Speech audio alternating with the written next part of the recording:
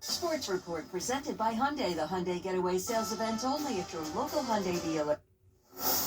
I think they've got a chip on their shoulder. I think they had a chip on their shoulder coming into this last season, even more so now. I have to ask you, do you feel like you have a chip on your shoulder as well coming into this season wanting to get number 28? Yes, because I know we're way better than we showed in that last series.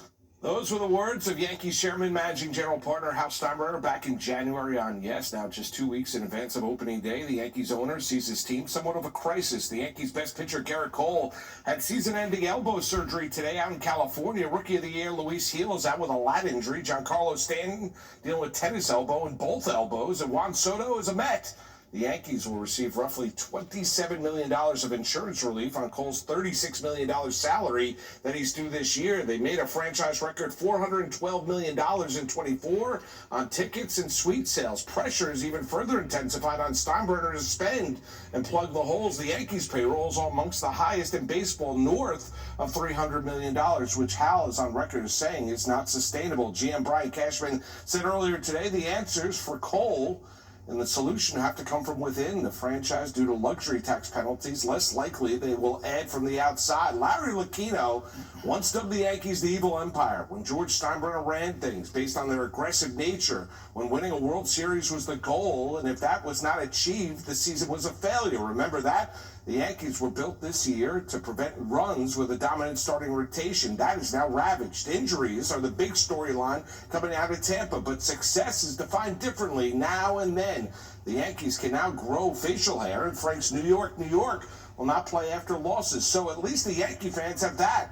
Will Hal and the Yankees react to these injuries? Well, apparently the answer to that is no.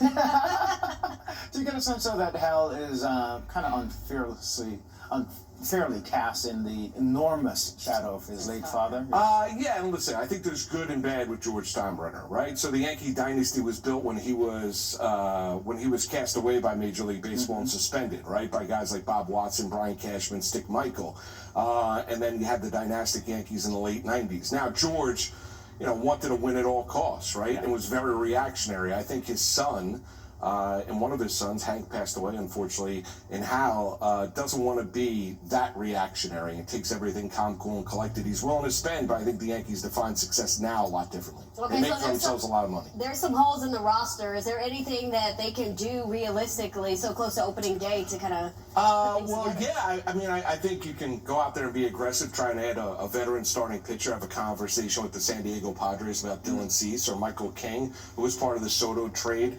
former Yankee, last offseason before Juan played last year with the New York Yankees. So I think there's things to add, but right now, I think if you're an opposing general manager, you call the Yankees come calling, they know you're desperate, right? So you have to pay a little bit even higher tax than you probably would. Of course. It'd be like where the money reside. Yeah, exactly. Where the money reside. No doubt. All right, thank you. Thanks, guys. All right, we'll be right back.